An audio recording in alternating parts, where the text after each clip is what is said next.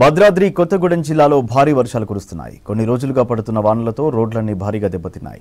కొత్తగూడెం జిల్లా కేంద్రం నుంచి మండల కేంద్రాలకు వెళ్లే రోడ్లన్నీ గుంతలమయంగా మారాయి. దీంతో వాహనదారులు తీవ్ర ఇబ్బందులు పడుతున్నారు. ప్రభుత్వం స్పందించి రోడ్లకు మరమ్మతులు చేపట్టాలని ప్రజలు డిమాండ్ చేస్తున్నారు. దీనిపై మరిన్ని డీటెయిల్స్ కదిర్ అందిస్తారు.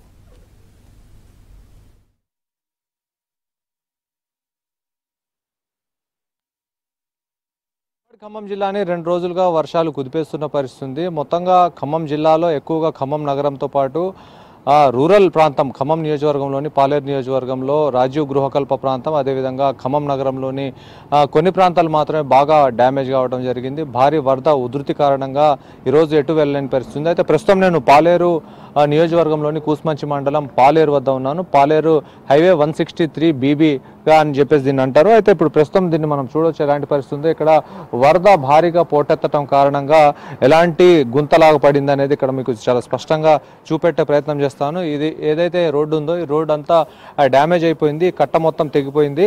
దాదాపుగా ఈ ఏదైతే హైవే రోడ్ బ్రిడ్జ్ ఉందో ఈ బ్రిడ్జికి ఆనుకొని బ్రిడ్జి పైనుంచి కూడా వరద ఎక్కువగా ప్రవహించటం కారణంగా ఈ రోడ్డు మొత్తం కూడా ఇదైపోవడం జరిగింది. అయితే ప్రస్తుతం ఇటు నుంచి ఎటు రాకపోకలు మొత్తం అంతరాయం జరుగుతుంది.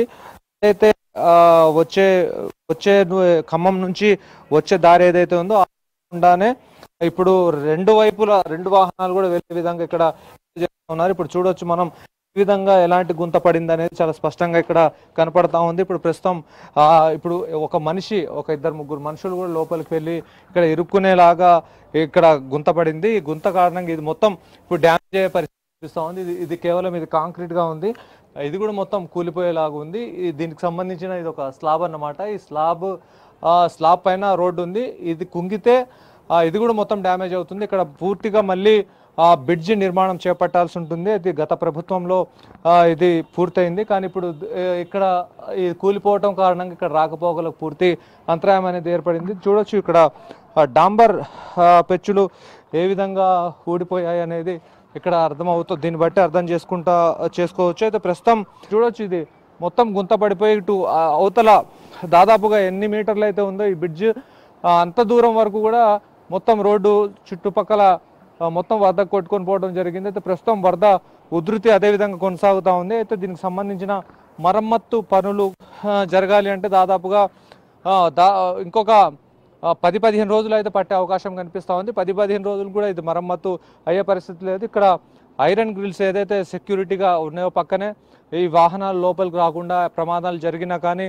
ఈ వాహనాలు లోపలికి రాకుండా ఉండడం కోసం వీటిని ఏర్పాటు చేశారు. అయితే అవి కూడా ఇరిగిపోవడం జరిగింది. వీటిని తొలగించాలి. దాని తర్వాత మొత్తం మళ్ళీ దీంట్లో మట్టిని నింపాలి. మట్టి నింపిన తర్వాత కంకర నింపి ఇదంతా మళ్ళీ ఒక పెద్ద ప్రాసెస్ లాగా చేయాల్సి ఉంటుంది. కాబట్టి ఇది ఇప్పుడు మరమ్మతు పనులు అయితే ఇప్పట్లో పూర్తయ్యే పరిస్థితి అయితే కనపడటం లేదు.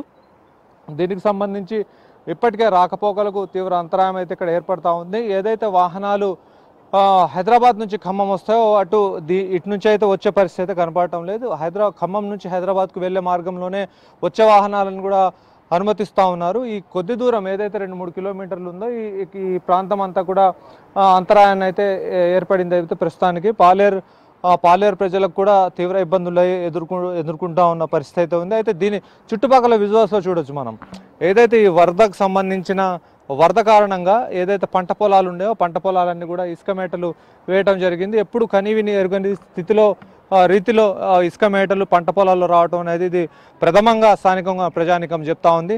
ప్రస్తుతం ఇప్పుడు విజువల్స్ దూర ప్రాంతంలో ఎక్కడ కనిపించినా కానీ ఇసుక మేటలే ఉన్నాయి. అంటే ఇది ఒక ఎడారి ప్రాంతంగా ఏ విధంగా అయితే ఉంటుందో అలాంటి పరిస్థితులు అయితే ఇక్కడ కనిపిస్తూ ఉన్నాయి. ప్రస్తుతానికి ఎక్కడ వరదల కారణంగా పరిస్థితులు అయితే ఇంకా అదుపులోకి రాలేదు. స్థానికంగా ఉన్న ప్రజానికం అసలు తమ ఊళ్ళో ఏం జరిగిందనేది కూడా ఆలోచించుకునే లోపునే పెద్ద ప్రమాదం సంభవించింది. దాని కారణంగా అనేక మంది పంట పొలాలు, ఇల్లు, అదేవిధంగా అంతా ఆస్తి నష్టం కూడా వాటిల్లింది. ప్రస్తుతం వాళ్లకు రాకపోకలకు కూడా అంతరాయం ఏర్పడుతుంది. దాంతోపాటుగా ప్రజలు బయటి ప్రాంతానికి వెళ్లేందుకు కనెక్టివిటీ కూడా కట్ అయింది. కనెక్టివిటీ కట్ కావటం వల్ల ప్రజలకు ఇప్పుడు వాళ్ళు అసలు ఎక్కడికైనా వెళ్ళాలన్నా ఒక మార్గం లేదు. ఎవరైనా వాళ్ళ ఇంటికి రావాలన్నా కూడా అలాంటి మార్గం లేకపోవడంతో ప్రజలు చాలా ఇబ్బందులు ఎదుర్కొంటున్న పరిస్థితి. ప్రస్తుతం ఈ కట్ట ఏదైతే ఉందో ఈ పాలేరు దగ్గర ఈ రోడ్డు మార్గం లేకపోవడం వల్లనే అనేక ఇబ్బందులను అయితే ప్రజలు ఎదుర్కొంటున్న పరిస్థితి. ఇది మొత్తంగా పాలేరు వద్ద ఉన్న పరిస్థితి. వీడియో జర్నలిస్ట్ హర్షత్తో కదీర్ V6.